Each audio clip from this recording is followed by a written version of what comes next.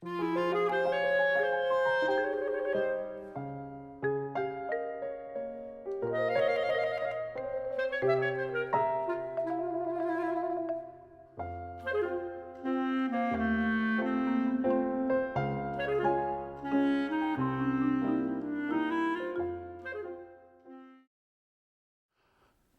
the biggest challenge that I had was between my junior and senior year. I came down with pneumonia, and it went into what they call wet pleurisy, the common name, and I ended up in the hospital. And I missed my whole senior year. I had to go another year because I should have graduated in '49, but I went to the hospital in July of '48. I didn't get out of the hospital until 1st of October. And they put a needle in between your ribs and drain the fluid, not in the lung area, but between the lining of the lung and the ribs. And they drained it, but they said, we can't get it all out, and you're gonna have to lay perfectly still. So I never got out of bed well, I went home, I still had to stay in bed. My grandmother took care of me. I was in bed for 5 months total. Never got out, not once. Not even to go to the bathroom, had to use the bedpan and all that stuff. And that was a challenge. But luckily I got over that with no problems. And so I went back to school my senior year, and I was a year behind my classmates that I was in school with for 11 years. But I caught up, and I know our baseball team, Coach Collingwood was our coach, and we won the pennant in basketball and baseball that senior year that I came back to school. So that was fun. So all the hardships that I put in between the junior and senior year, that made up for it later in life. Yeah. But that was the hardship that I had to overcome. I'll never forget being in bed that long with no TV, just the radio and newspapers and books and things like that. It's a long time for a kid that's 16 years old to stay in bed. Well, I went to work at the post office. I was called, it was the summer, and I just got out of JC, and I was looking for a job, and I went to work at a mill, and the work was not real pleasant. It was what they call pulling green chain, and about 2 weeks after that, the postmaster called me and wanted to know if I was interested in going to work for the post office. And I said, boy, am I. I was glad to get out of that mill. The mill was down at Asti, where Redwood Empire is now. And anyway, he said, we can only pay $1.36 an hour. And I was getting $1.51 down there, and I said, well, I'll take it anyway. I was anxious to get out of that mill. And so he said, it could be only temporary work. I can't guarantee a permanent job. And I said, well, that's fine. So it ended up being about 30 years of work at the post office here in Cloverdale. In fact, the building that the post office is in now, that was finished in May of 1951, and I went to work there in July of '51. So right after it was finished. Yeah. Well, there was not as many environmental problems in those days. You know, if you did a good job taking care of things, nobody complained about any of the problems that may have developed because of the dairy.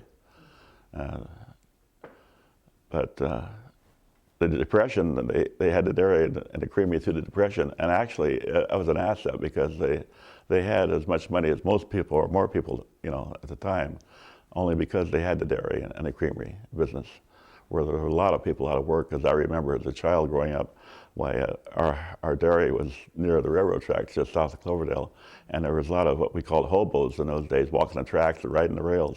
And they used to come up to our house there and ask my mother for sandwiches. They'd work for something to eat because there was not any welfare in those days or anything. They had to survive the best they could. And I remember that she always made them an egg sandwich. Never put them to work, but give them an egg sandwich and they'd be on their way. But it was tough times in the 30s. Although I was very young, I certainly remember it because it made an impression on me, these guys walking the tracks, and sometimes they only had one shoe on, the other foot was wrapped with a cloth.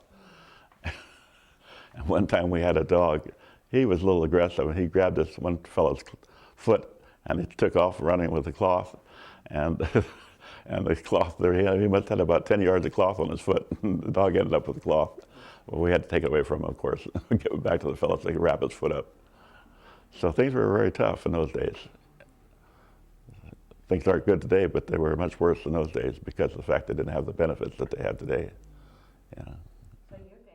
Really, there wasn't much that they did as concerning concerning the war effort, except that I remember rationing being one of the things that we had to contend with, and we got stamps for gasoline and shoes. Even you couldn't just buy a pair of shoes; you had to get a stamp. Everybody was given so many stamps for as ration things, and I remember the farmers got as much fuel as they needed.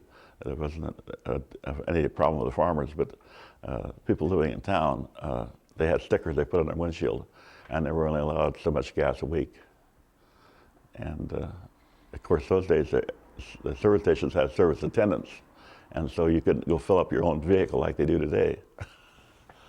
So, but as far as the war effort, there was nobody working down at Mare Island, you know, in the Vallejo area. It was big shipyards, and there was nobody commuting from here going down there. People didn't commute that far to work in those days. Maybe if you commuted 10 miles, that was quite a distance. But other than that way, I remember going to the shows, the theaters, as a kid, and the first 15 minutes would be the news, you know. And of course, there was no TV, and so that's I often thought, well, what are we going to see after the war is over? You know, there won't be any news. But in the theater, of course, the television come a long way, changed the whole lifestyle. The theaters kind of went out of business, a lot of them did.